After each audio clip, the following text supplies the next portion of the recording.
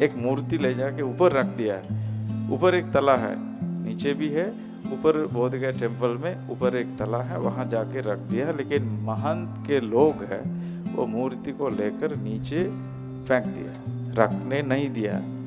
वो पहला घटना है, आप लोगों को इतिहास में पता, वो पहला घटना है जो उस बुद्ध मूर्ति को लेकर नीचे फेंक दिया। फिर वहाँ बहुत सारे इशू हो गया। डीएम वहाँ डिस्ट्रिक्ट मजिस्ट्रेट उस समय थे, इंग्लिश मैन, एक अंग्रेज आदमी, वो सब आए, पुलिस आए। फिर धर्मपाल जी ने एक केस किया है, कंप्लेन किया है डीएम कोर्ट में। वो पहला केस है बोध गया इतिहास में।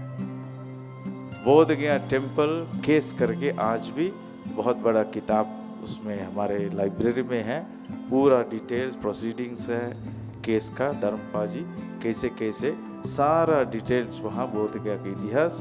वो केस धर्मपाल जी जीत गया है, उसमें महंत को 100 रुपया दंड भी मिला है और 1 महीना सजा भी मिली डीएम कोर्ट। ये बौद्धों का विरासत करके वहाँ एक पहला, और सेशन कोर्ट में भी धर्मपाल जी को जीत मिली। और लेकिन उसको ऊपर ले जाके उसको हेरा फेरी करके छांट गांठ करके वहाँ इधर बुद्ध हम लोग का भी एक अवतार के रूप में मानते हैं, इसलिए हम लोग का भी धर्म है, हम लोग का भी ये अवतार है। हम लोग को भी न्याय किया जाए, हम लोग भी पूजा करें। मन सभी धर्मों का अगुआ है, मन सभी धर्मों का अगुआ है। मन चाहे, मन के बिना कुछ नहीं हो। मन के ऊपर जानना बहुत जरूरी है। बुद्ध सबसे जो उपदेश दिया है ये मन के ऊपर है। मन को जानो, अगर मन को समझेगा तो आप जीवन समझेंगे, मन को समझेगा तो आप मौत समझेंगे, मन को समझेगा तो आप सब कुछ समझ जाएगा, पूरा विश्व को समझ जाएगा। पहले मन को समझो, मन क्या है। मन सभी धर्मों का अगुआ है।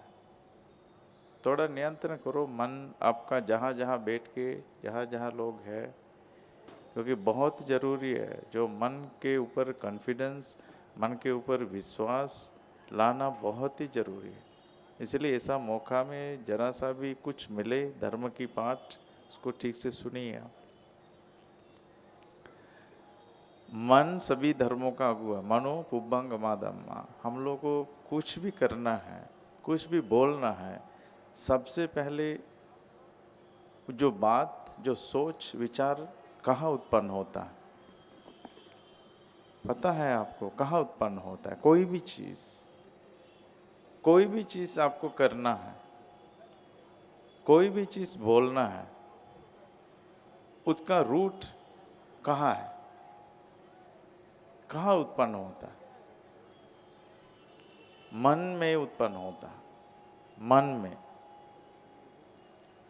मन से ही उसको बाहर निकलता है। सबसे पहले मन में उत्पन्न होता है। मन ही उसका प्रधान है, मन ही उसका श्रेष्ठ है। मन के बिना आप कुछ नहीं कर सकते, कुछ भी नहीं है। आपके मन में क्या आता है? सोच कहाँ उत्पन्न होता है? विचार कहाँ उत्पन्न होता है? आपके मन में जो उत्पन्न होता है शांति भाव कहाँ?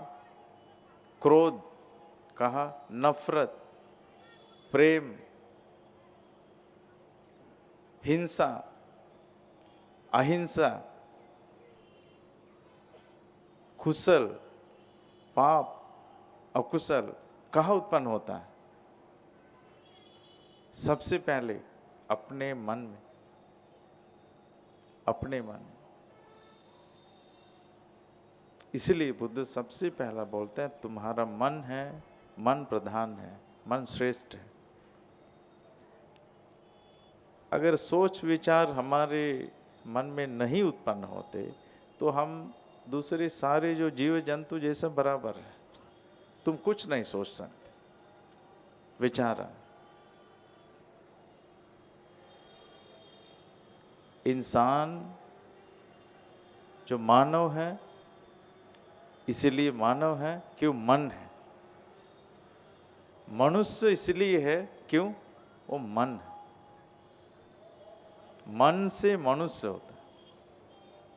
मन नंग उस्सतीति मनुष्य, जो मन से श्रेष्ठ होता है, उत्कृष्ट होता है, वो मनुष्य है, जो मानव है।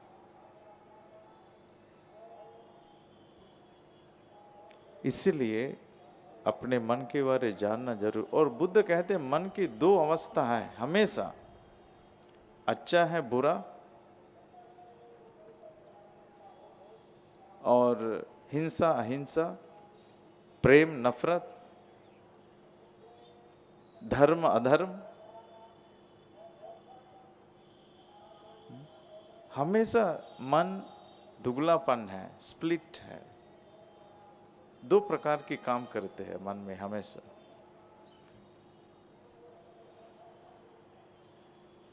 मनोसेठा मनो में मनसाचे पदुट्ठेन। सो यहाँ कहते हैं मनसाचे पदुट्ठेन, अगर आपके मन में किसी भी प्रकार की दुर्गुण, अपवित्र भावना, सोच, अपवित्र इमोशंस, विचार अगर उत्पन्न होने से इसका परिणाम क्या होगा? पदुट्ठेन भासति वा करोति वा, आप जो भी बात करेंगे वो गलत होगा। दूषित मन से, अपवित्र मन से जो भी आप बोलो वो अपवित्र होगा, उसका परिणाम भी अपवित्र है। हिंसा मन से कुछ भी करो वो हिंसा ही होगा। नफरत की भावना से आप कुछ भी बोलो वो नफरत फैलेगा।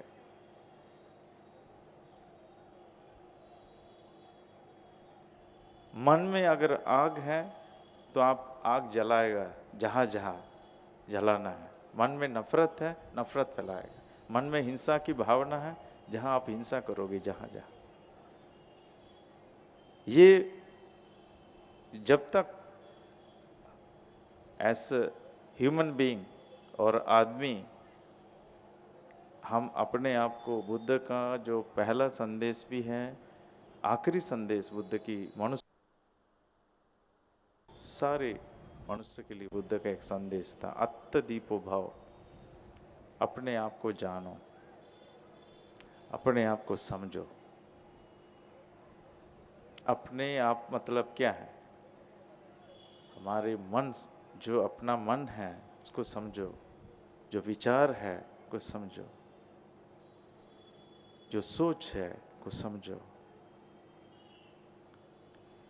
जो यहाँ कहते हैं धम्मपद के जो पहला गाता है, मैं मनो मनसाचे पदुट्ठेन भासति वा करोति वा, तुम जो भी बोलो अपवित्र मन से, दूषित मन से, उसका कर्म का फल परिणाम उसी तरह होगा, गलत होगा, नुकसान होगा, अपने लिए भी, समाज के लिए भी, दूसरे के लिए भी।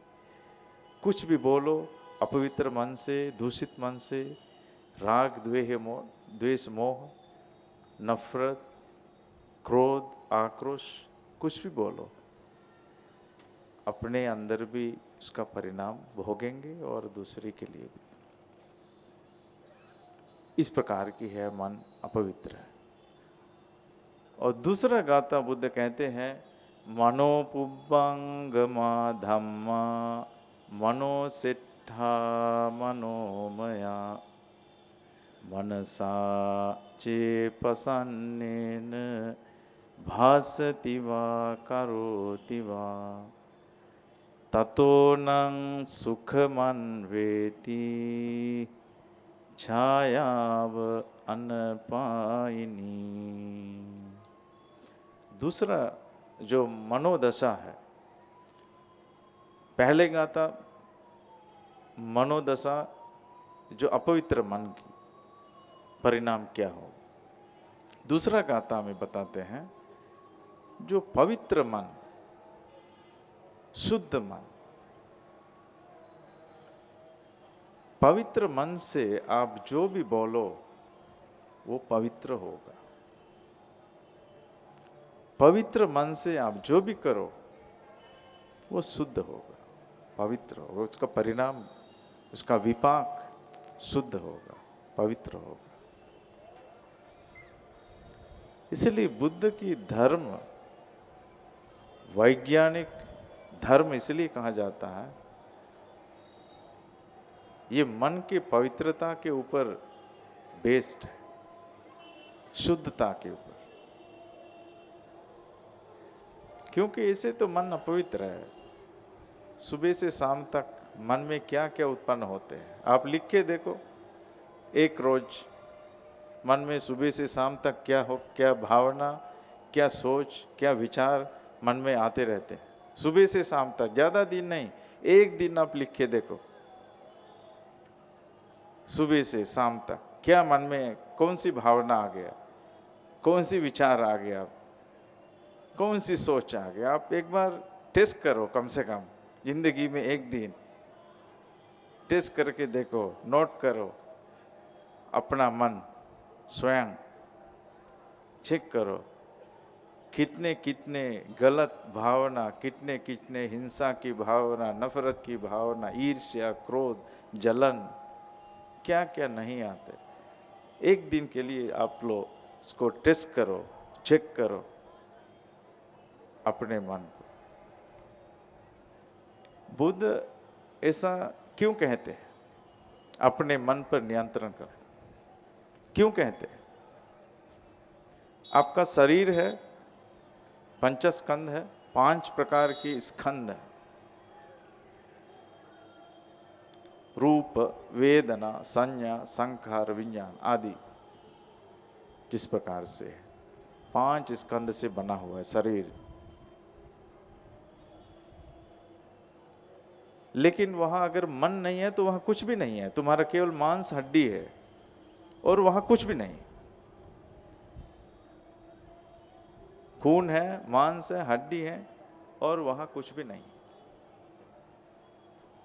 और कोई वैल्यू भी नहीं शरीर का।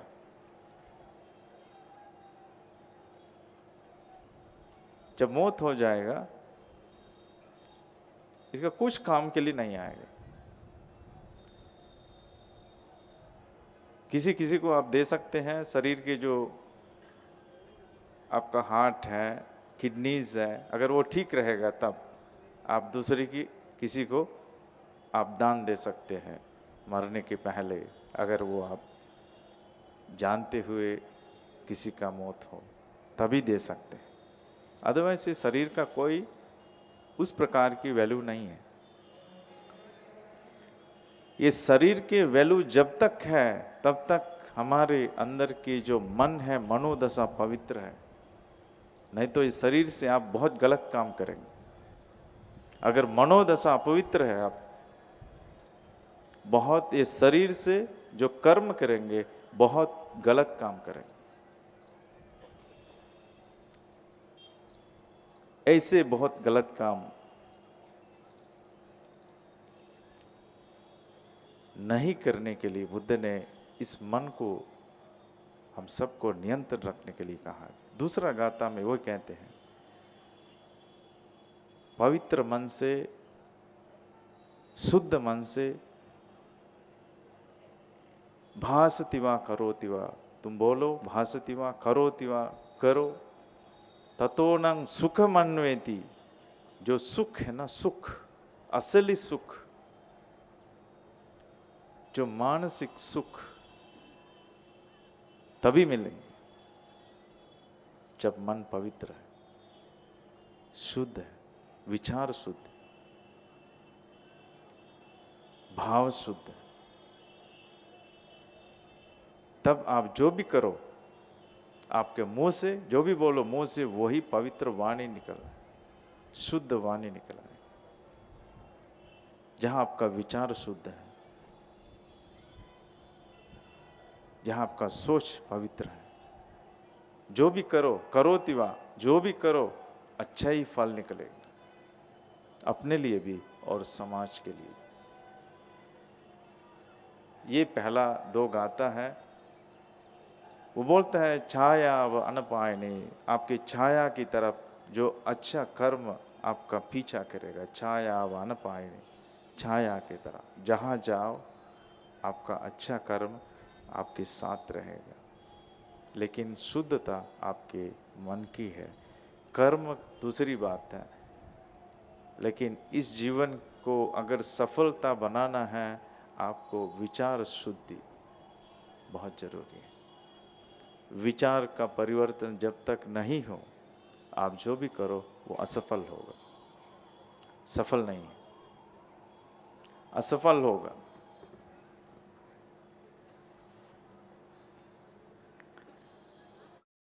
इसलिए 2 महापुरुष, एक है भगवान बुद्ध, एक है बाबा साहब अम्बेडकर, आपके इस बहुत बड़े मार्गदर्शक। भगवान बुद्ध ने भी कहा मैं एक मार्गदाता हूं, मैंने एक मार्ग दिखाया। दोनों मार्ग दिखाए उन्होंने, ये है नरक की मार्ग, ये है दूसरा मार्ग, निर्वाण की मार्ग। नरक मतलब दूसरा जो नरक जो बताए हैं अलग अलग संप्रदाय, वो नरक की बात हम नहीं कह रहा। जो नरक जो है, आप गुस्सा होंगे ना, ये सबको कभी ना कभी गुस्सा आता है कि नहीं आप सबको, बोलो। नफरत, ईर्ष्या नहीं आते? ईर्ष्या कभी नहीं किया, आक्रोश नहीं किया, नफरत नहीं किया, हिंसा की भावना। नरक में हो आप, जब आक्रोश की भावना आता है, उत्पन्न होता है मन में, वही आपका नरक की समय, आप उसी समय नरक में, उसी समय। मरने के लिए, मौत के लिए इंतजार करना जरूरत नहीं है। बहुत सारे जो बताते मौत के बाद तुम नरक जाओगे, नहीं, जरूरत नहीं, आप इसी वक्त नरक में है। इस पूरा आपके पूरा मन नरक जैसा होगा। जिस घर में लड़ाई करेंगे पति पत्नी, माँ बाप, बाल बच्चे, उस घर के वातावरण नरक जैसा हो। जिस समाज में आक्रोश, नफरत, हिंसा की भावना के साथ छुआछूत, ऊंच नीच की भावना, जात पात की भावना करेंगे, उस समाज भी नरक जैसा हो, उससे कोई बेहतर नहीं। उस समाज भी कि एक दूसरे को जो दुश्मनता है, हिंसा की भावना है, एक दूसरे को मानव नहीं समझते, आदमी नहीं समझते, औरत नहीं समझते, वो नरक जैसा हो। इसीलिए डॉक्टर बाबा साहेब अम्बेडकर ने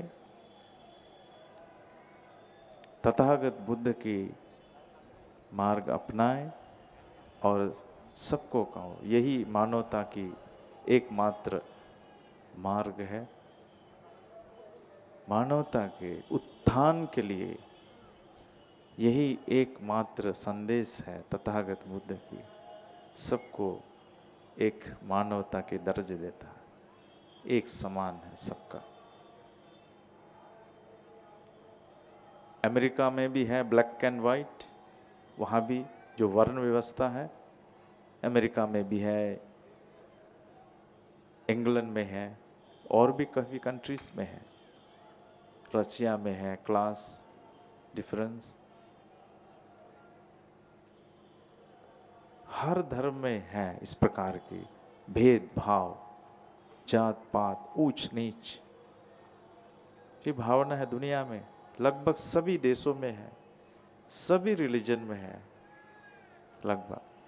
बुद्ध ने कहा है न जच्चा वसलो होती, न जच्चा होती ब्राह्मणों।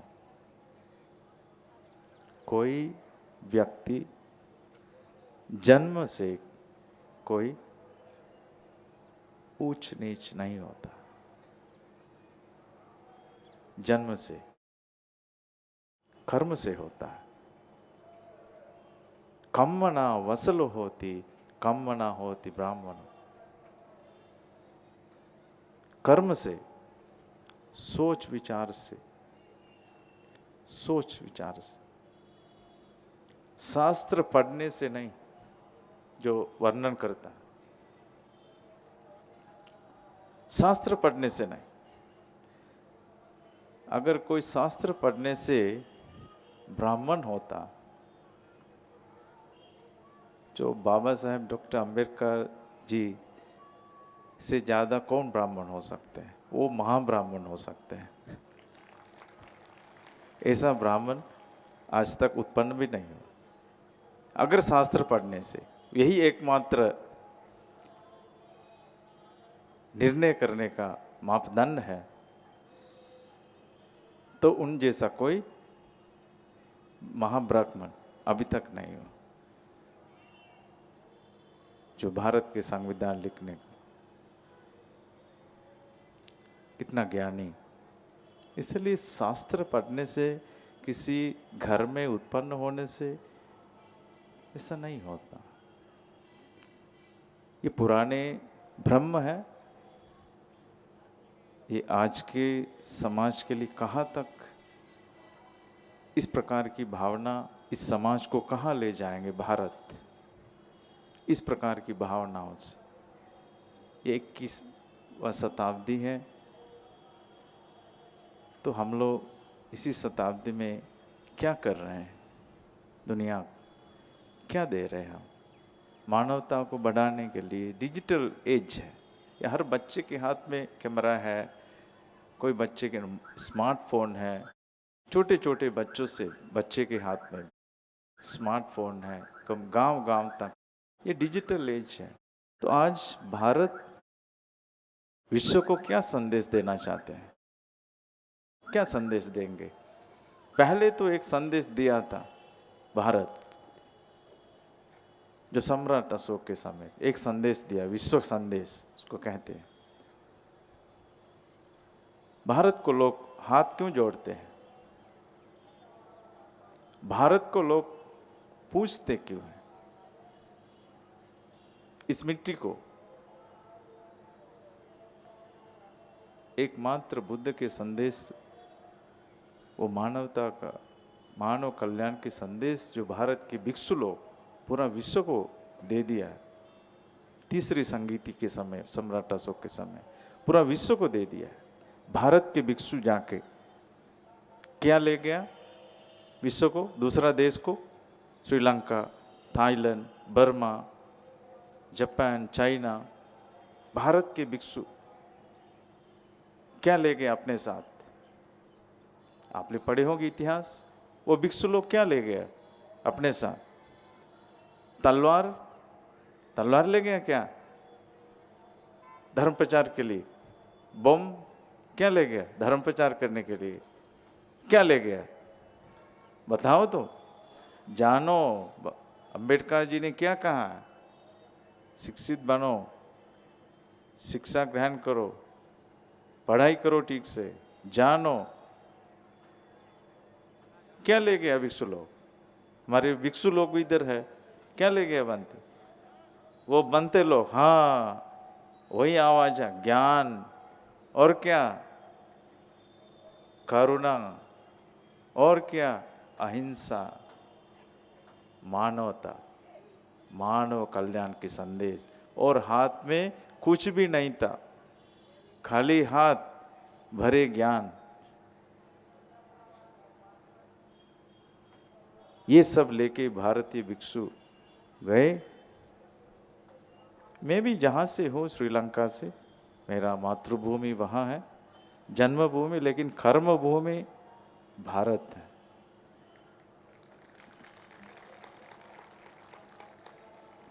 तो हम लोग को यहाँ से तो मिले हैं सब, आप ही लोग से जो भी कुछ है।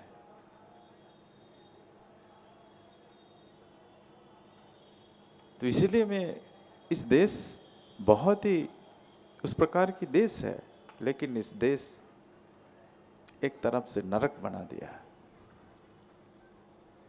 एक तरफ से नरक बना दिया। मानव मानव से एकदम नीचे गिरा। ये उम्मीद नहीं कर सकते। जहां बुद्धों की देश है, संतों की देश है, हर घर में हर गली में भगवान है, देवता है, इस देश में मानवता की हल यही है।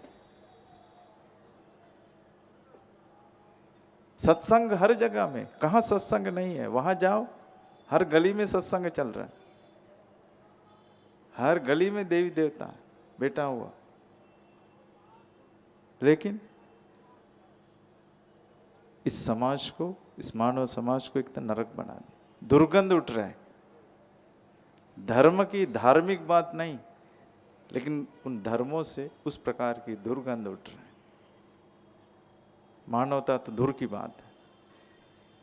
ये आप लोग का भाग्य है, भाग्य समझो इसको, जो बाबा साहब आए, आके इस देश में संविधान बना के ऐसा मार्ग बताया है। ये आप क्या समझेंगे इसके लिए?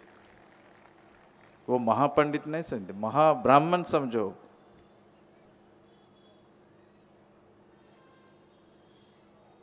इस समाज को ऐसा बना दिया है। एक उठने के लिए ऊपर उठो, ऐसे बना दिया। तुम किसी के सामने झुकना जरूरत नहीं है, झूठे के सामने, झूठे धर्म के सामने, संप्रदाय के सामने। ज्ञान है तुम्हारे सबसे बड़ा तलवार। क्या है? ज्ञान है। अगर मूर्ख बनोगे या बुद्ध बनो, नहीं तो बुद्ध बनो, तब क्या पसंद करेंगे आप? इस दोनों से बुद्ध बनना है या बुद्ध बनना है? बोध, बुद्ध बनो, बुद्ध नहीं बनना। बहुत हो गया बुद्ध बन के, अब खड़े हो जाओ, उठो। यही बाबा साहब के 75 वर्ष हो गया, 56 में चले गए डॉक्टर बाबा साहेब अम्बेडकर। अभी तक तुम लोग कहाँ थे? अभी तो करुणा सिंह जी कहे, अनागारिक धर्मपाल जी। इस विषय में मैं 2 शब्द कहना चाहता हूँ। आपने सुना होगा एक संस्था महाबोधि सोसाइटी ऑफ इंडिया, सुना है?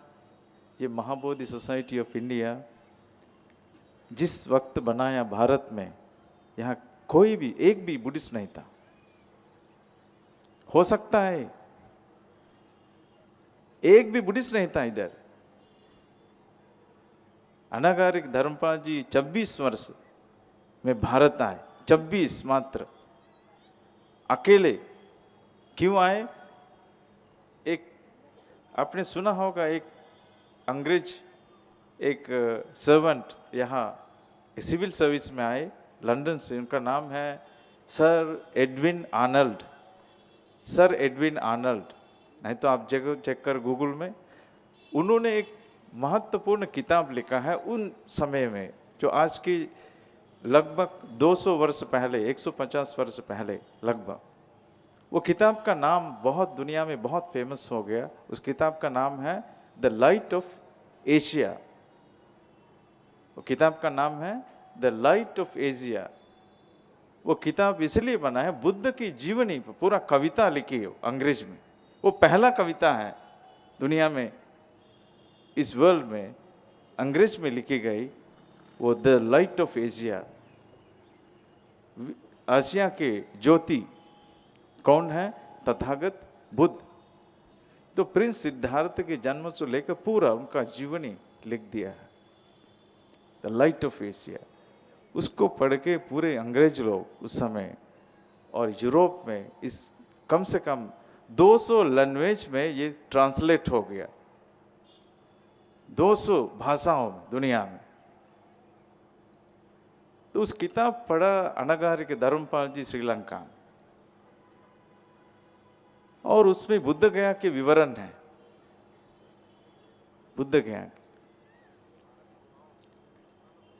और उसको पढ़ के उसी समय उन्होंने एक राइटर भी रहे जो टेलीग्राफ न्यूज़पेपर था इंग्लिश का, उसके एक आर्टिकल लिखा है बुद्ध गया टेम्पल के ऊपर, उसकी दशा दुर्दशा उस समय परिस्थिति।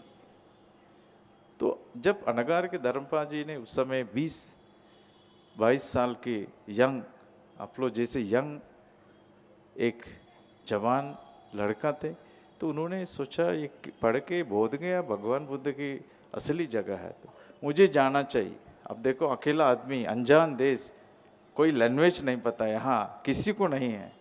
उन्होंने निर्णय संकल्प लिया है, मैं जाऊंगा बोध गया, जो भी हो देखा जाए।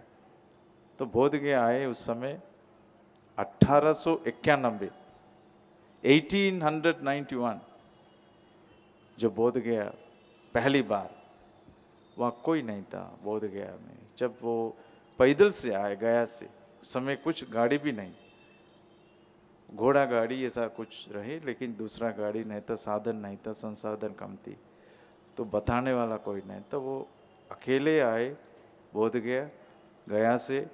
जब उन्होंने देखा है वहाँ जो महंत बोल के उनका एक बहुत बड़ा मठ उस समय था, तो वहाँ रास्ते में वो भी देखने के मिला, देखा, लेकिन उसमें बुद्ध की मूर्ति बहुत है अलग अलग। तो उन्होंने पूछा है ये मूर्ति कहाँ से है, वहाँ से। तो बोलो वहाँ एक खंडहर है, खंडहर, तो उस उधर से हम लोग लाते हैं खंडहर। जो बुद्ध गया का हाल मैं बता रहा हूँ, उस समय खंडहर कहते। खंडहर, खंडहर मतलब जो रूइंस है, जहाँ दबे हुए चीज़ है, पुराने चीज़, खंडहर। तो वही से मिला है। तो फिर धर्मपाल जी वहाँ गए बोधि वृक्ष में, वहाँ तो पूरा बुरा हाल है, और जहाँ जो बुद्ध मूर्ति है वहाँ तो जा नहीं सकते, वो तो कपड़ा से और लाल रंग के इधर चंदन वगैरह रख के वहाँ बुद्ध का मूर्ति तो डिसफिगर किया है, वो तो बदल दिया है, चेंज किया है।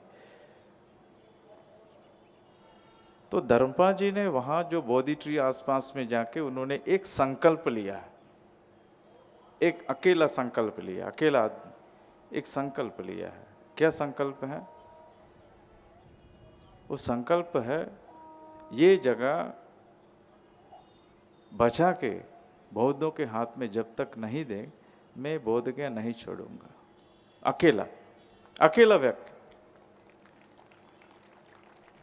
आप उम्मीद कर सकते हैं 130-140 वर्ष पहले अकेला लड़का, अकेले उन्होंने सोचा मैंने बोध गया नहीं छोड़ेंगे जब तक बोध गया बौद्धों के हाथ में नहीं आएंगे, बौद्धों को राइट्स नहीं मिलेंगे। तो उन्होंने एक मूर्ति, नीचे बुद्ध मूर्ति तो चेंज है, इसलिए उन्होंने एक मूर्ति उनको मिला है जापान से, वो अभी कलकत्ता जो महाबोधि सोसाइटी हेडक्वार्टर्स है कलकत्ता में, वहाँ रखा है। एक मूर्ति ले जाके ऊपर रख दिया है, ऊपर एक तला है, नीचे भी है, ऊपर बोध गया टेम्पल में ऊपर एक तला है, वहाँ जाके रख दिया है। लेकिन महंत के लोग हैं वो मूर्ति को लेकर नीचे फेंक दिया, रखने नहीं दिया। वो पहला घटना है, आप लोग को इतिहास में बता, वो पहला घटना है जो बुद्ध मूर्ति को लेकर नीचे फेंक दिया। फिर वहाँ बहुत सारे इशू हो गया। डीएम वहाँ डिस्ट्रिक्ट मजिस्ट्रेट उस समय थे, इंग्लिश मैन, एक अंग्रेज आदमी, वो सब आए, पुलिस आए। फिर धर्मपाल जी ने एक केस किया है, कंप्लेन किया है डीएम कोर्ट में। वो पहला केस है बोध गया इतिहास में, बोध गया टेम्पल केस करके आज भी बहुत बड़ा किताब उसमें हमारे लाइब्रेरी में है, पूरा डिटेल्स प्रोसीडिंग्स है केस का, धर्मपाल जी कैसे कैसे सारा डिटेल्स वहाँ बोध गया के इतिहास। वो केस धर्मपाल जी जीत गया है, उसमें महंत को 100 रुपया दंड भी मिला है और 1 महीना सजा भी मिली डीएम कोर्ट। ये बौद्धों का विरासत करके वहाँ एक पहला, और सेशन कोर्ट में भी धर्मपाल जी को जीत मिली, और लेकिन उसको ऊपर ले जाके उसको हेरा फेरी करके, सांठ गांठ करके वहाँ इधर बुद्ध हम लोग का भी एक अवतार के रूप में मानते हैं, इसलिए हम लोग का भी धर्म है, हम लोग का भी ये अवतार है, हम लोग को भी न्याय किया जाए, हम लोग भी पूजा करें। वही केस था हाई कोर्ट कलकत्ता में, अपील महंत के अपील किया है, उसके बाद जो है वहाँ निर्णय किया गया है। वो डॉक्टर राजेंद्र प्रसाद, आपने सुना है, पहला प्रेसिडेंट इंडिया के, बिहार से है, उनको ये काम दिया गया है। उस समय जो कांग्रेस थे उसी समय, जिसमें महात्मा गांधी रहे और भी लोग रहे और डॉक्टर राजेंद्र प्रसाद भी रहे, उसी समय कमेटी बनाने के लिए एक सुझाव वो लोग रखा गया है, जिसमें 4 बुद्धिस्ट और 4 हिंदू और एक जो डिस्ट्रिक्ट मजिस्ट्रेट होना है वो हिंदू बाय बर्थ, उस प्रकार के एक एक्ट बना है। उसी कमेटी को एक्ट करके बिहार असेंबली में 1941 बीटी एक्ट, बोध गया टेम्पल एक्ट के नाम से जाना जाता है, उससे अभी भी संचालित होता है टेम्पल। तो अगर वो धर्मपाल जी उस समय नहीं आते, वहाँ बौद्धों को उस समय जाने का परमिशन नहीं था, वहाँ एंट्री होने का बोध गया टेम्पल को। तो अभी आप देखो महाबोधि सोसाइटी जो धर्मपाल जी संस्थापक है, जिसमें 130-40 वर्षों से भारत में बौद्ध धर्म को, बौद्ध स्थली को पुनर्जागृत किया है। अकेला महाबोधि सोसाइटी, उस समय कोई दूसरा सोसाइटी नहीं था। महाबोधि सोसाइटी का फिर कलकत्ता में हेडक्वार्टर्स बने और उस समय जो लोग रहे इधर, उसी समय जो बुद्धिस्ट तो नहीं था, लेकिन दूसरे लोग को मदद मिला है, जो अच्छे अच्छे लोग थे। ब्राह्मण में भी अच्छे ब्राह्मण हैं, कच्चे ब्राह्मण से नहीं, अच्छे लोग हैं, अच्छे लोग रहे होंगे। क्योंकि भगवान बुद्ध के समय भी कई लोग थे, आप जानते हैं, महाकश्यप, सारिपुत, मोगल्लान, ये सब ब्राह्मण वंश के थे, लेकिन वो सही असली ब्राह्मण थे और गैर ब्राह्मण नहीं, दूसरी इस प्रकार की अनपढ़ नहीं, वो बुद्धिमान। एक्चुअली ब्राह्मण शब्द जो है ना, ये शब्द खराब नहीं है, लेकिन खराब कर दिया है। ब्राह्मण शब्द अच्छा शब्द है, ब्राह्मण जो मन पवित्र किया है, ब्राह्मण, मन मतलब चित्त, मन जो मन को शुद्ध किया है। ऐसा नहीं है किसी के घर में जन्म लिया है वो हो गया ब्राह्मण, ऐसा नहीं है। वो शब्द का जो सही मीनिंग,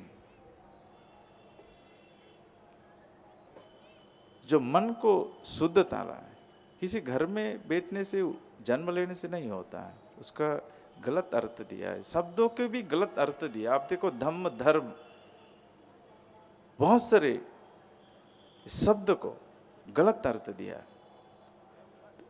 इसलिए अभी धर्म का शब्द लेना भी मुश्किल है, जो किसी धर्म का शब्द अभी लेना भी बहुत मुश्किल है।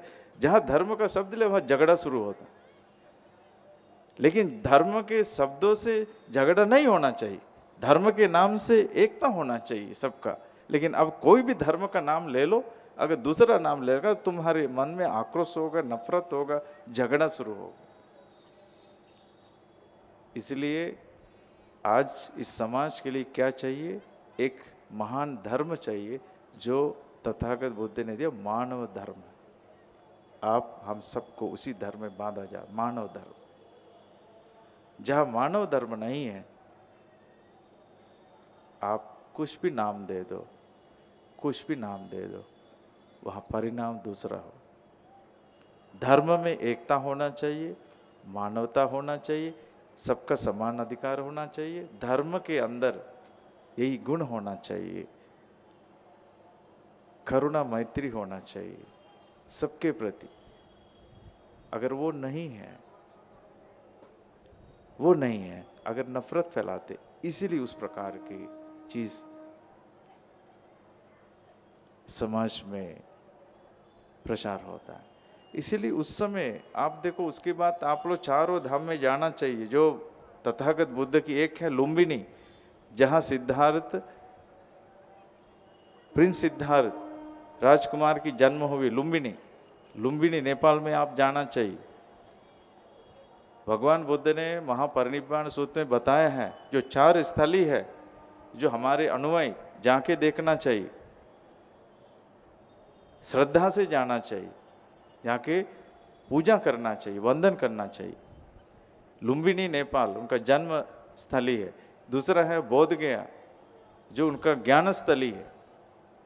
तीसरा है सारनाथ, आप सारनाथ जाओ, वहाँ महाबोधि सोसाइटी और जो अनागारिक धर्म बहुत बड़ा टेम्पल भगवान बुद्ध की बनाया है का पहला मूलगंध कुटी विहार है, वो धर्मपाल जी अकेले बनाया है, आज का नहीं है। उस समय कौन थे? वो थे बनाए गए 1934, 33, 34 में बनाया गया, 33, 32 में बनाया गया है। उस समय कौन था इस देश में? और जहां भी उस प्रकार की किया है, 130 वर्ष से महाबोधि सोसाइटी भारत में जो जगह जगह पे किसी भी तरह से जो क्या क्या चुनौती आए सामना किया सबके लिए, कितना चैलेंज थी महाबोधि सोसाइटी के लिए, सब बचाने के लिए, सब बचा के चल रहा है। आज ये धर्मपाल जी का भी, अनागार के धर्मपाल जी का भी सपना, भारत के जो बौद्ध है उनको ऊपर आना चाहिए, उनको उठना चाहिए, अपने एकता दिखाना चाहिए हर जगह में। तभी तथागत बुद्ध की स्थल जो भविष्य के लिए, जो फ्यूचर जनरेशन के लिए बचा पाएगा। एकता सबसे महत्वपूर्ण है। इसलिए महाबोधि सोसाइटी ऑफ इंडिया आज भी इस मैटर को अपने स्तर से देख रहे हैं और उस दिशा में काम भी कर रहे हैं। और विश्वास, हमारे पूरा विश्वास है, बहुत जल्दी महाबोधि महाविहार बौद्धों के हाथ में आ जाएगा, इतना मुझे भी बहुत विश्वास है। हम लोग भी उस दिशा में काम कर रहे हैं। आप लोग जाना चाहिए, अपनी विरासत है, जहाँ जहाँ शांतिपूर्वक किसी को गाली देने का, किसी संप्रदाय को और किसी दूसरे धर्म को गाली देना, निंदा करना कोई ज़रूरी नहीं है, कोई ज़रूरी नहीं है, कोई ज़रूरी नहीं है। लेकिन जो अन्याय है, अन्याय बताना पड़ेगा। जो अन्याय है, अन्याय क्या है? जो एक्ट है 1949, जो एक्ट है ये अन्याय है। इसके लिए न्याय तो देना ही होगा, आज नहीं तो कल। इसको टाल नहीं सकते ज़्यादा देर। और भारत विश्व को क्या संदेश देना चाहते इस मैटर को लेकर? दुनिया हंस रहे इस देश के लिए। इस प्रकार के जो महान दुनिया को, पूरा दुनिया, एशिया चेंज किया है तथागत बुद्ध के संदेश से। पूरा एशिया बदल गया है।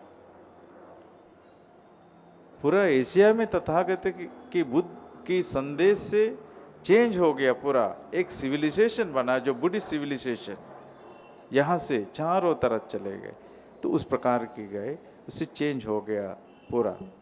इसलिए ये तथागत बुद्ध के संदेश और उनके ये स्थली को लेकर भारत ऐसा नहीं करना चाहिए, तो बहुत उसका परिणाम अच्छा नहीं होगा भारत के लिए। इसलिए मैं भारत के जो सत्ता में हैं उनसे भी रिक्वेस्ट करता हूँ, आप लोग जितना जल्दी हो सके इस मैटर सॉल्व करना चाहिए। और इस मैटर से आप लोगों को इज्जत कुछ मिलेगा दुनिया से अभी भी। अदरवाइज इस मैटर, लोग रास्ते में क्यों जाते हैं, आंदोलन में क्यों जाते हैं जहाँ सब कुछ फेल हो जाता है, सब कुछ, कोई आशा नहीं है किसी से। नहीं तो कौन चाहते हैं भूखे, पानी नहीं है, धूप में आंदोलन में कौन जाएगा? क्यों जाए रास्ते में?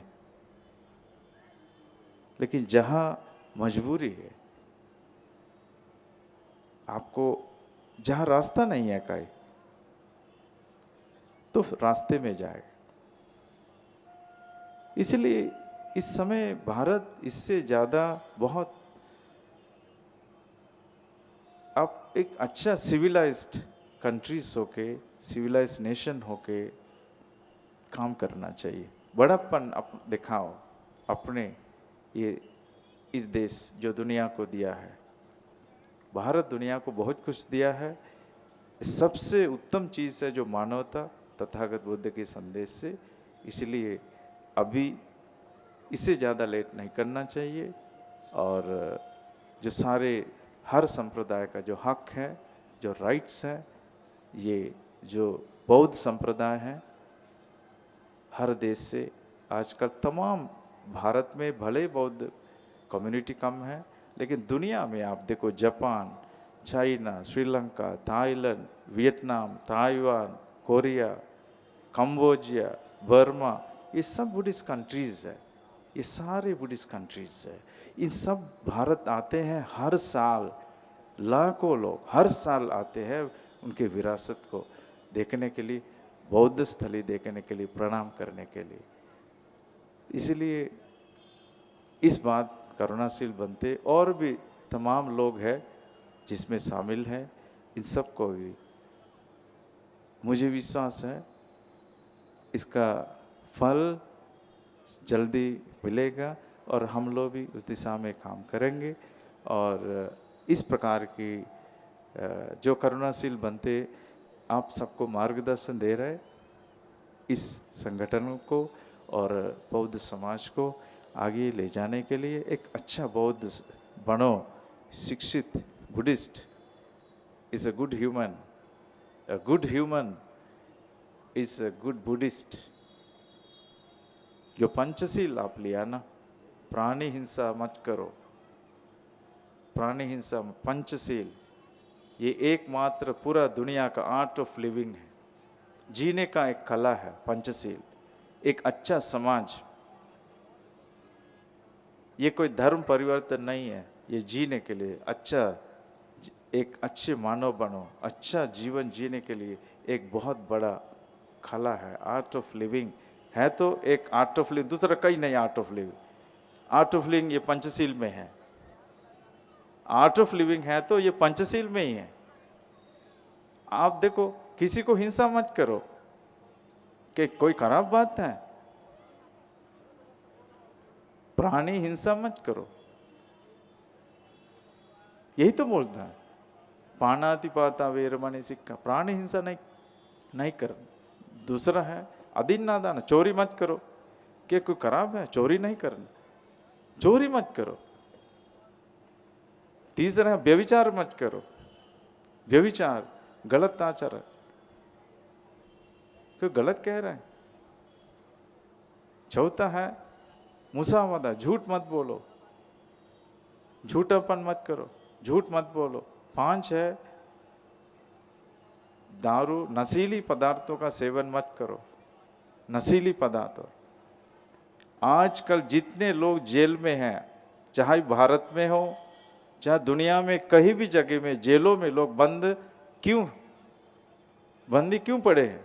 इस पंचशील अनुपालन नहीं करने से, चाहे प्राणी हिंसा किया होगा या चोरी किया होगा या व्यभिचार किया होगा या झूठ मूठ छल कपट किया होगा, नहीं तो दारू, शराबी या उस प्रकार की नशीली पदार्थों का, ड्रग्स, हेरोइन, अल्कोहल, ये सब यूज करके गलत काम किया होगा। ये पंचशील है, 5 शील। तो ये जीने की कला है। जहां भी जेलों में लोग बंद हैं इसी के कारण, और अन्य कारण नहीं, ये सब इसी में 5 में आ जाता है, जो भी कारण है, लेकिन ये 5 में आ जाता, अंतर्गत है किसी भी देश में। इसलिए इस अच्छे स्वस्थ समाज के लिए, स्वस्थ समाज के लिए यही है पंचशील।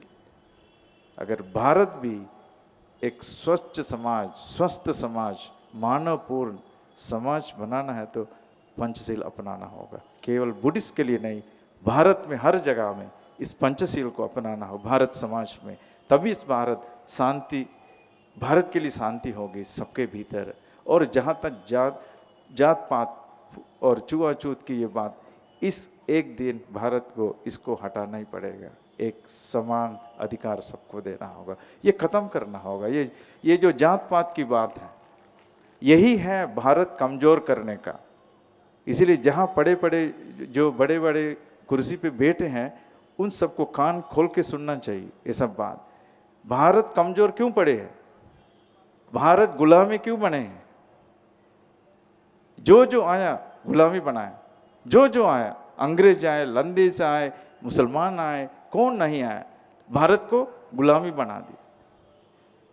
एक ही कारण है, जात पात, एकता नहीं है समाज में, एकता नहीं है। अगर आप एकता नहीं है, दूसरी कहीं भी आके आपको गुलामी बनाएगा।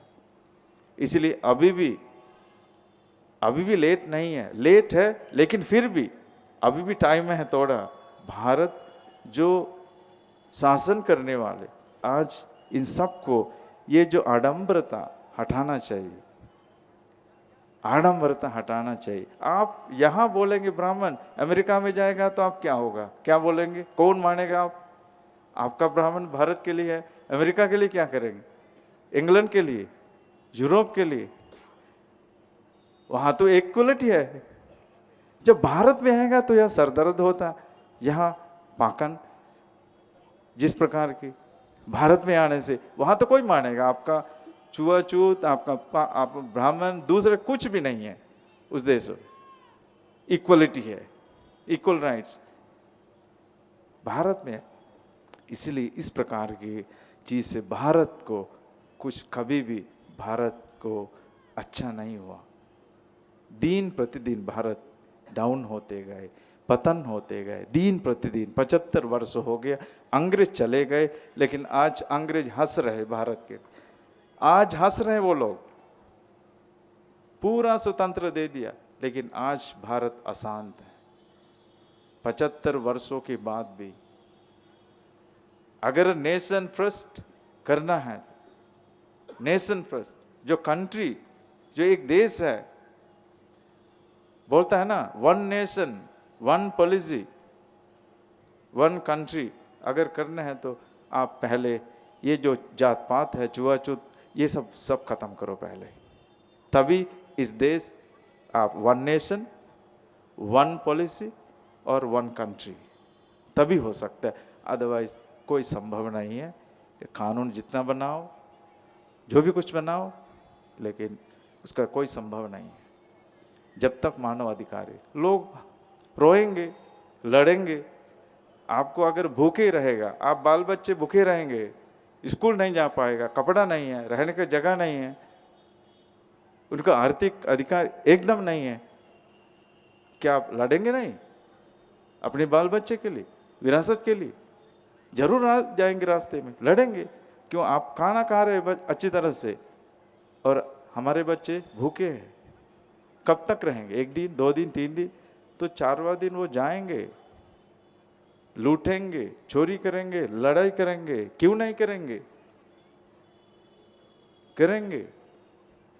इसलिए इस बात को, भारत को, हम लोग ऐसा मंच से ये संदेश देना चाहता हूँ, जहाँ भी लोग सुनना चाहिए और सुन के इस प्रकार के, अभी आप लोग धीरे धीरे इस समाज के लिए जो दुख दर्द है, सदियों से नहीं, हजारों वर्षों से, आज का नहीं है, हजारों वर्षों से इस प्रकार की दुख दर्द सहन किया है, लोग सहन करके आ रहा है।